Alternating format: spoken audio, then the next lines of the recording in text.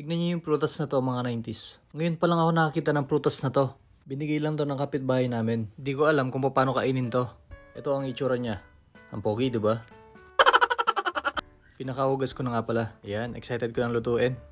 Napakadali lang lutuin ito. Iihawin lang naman.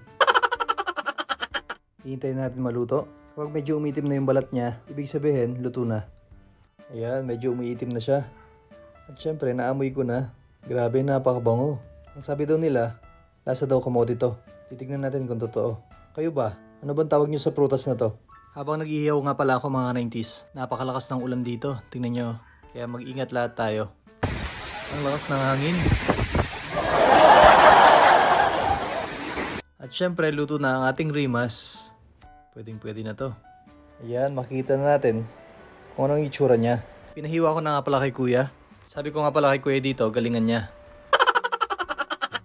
Yan, ito na yung itsura. Ato. Ang galing yan.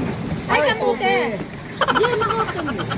Talagang inamoy ng mga kasama ko dito. Nagtataka sila kung anong klaseng prutas to. Bayangkay. Tabs. Kamote. Hiniwa-hiwa na nga pala ni kuya.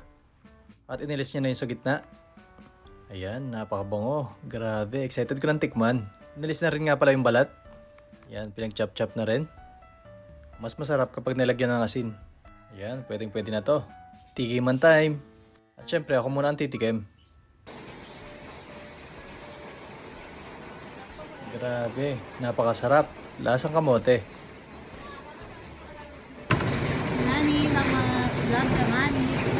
Tap na malagong umudan. Ang lasa? Kamote. Masarap. Tatakas. Nilaman niya po, madam. Kamote. Ay, mo. Lasang? Kamote. Kamote. Ayaw nga. Parang kamoting kahoy. Ayan, nagustuhan lahat nila mga 90s. Sarap na sarap sila.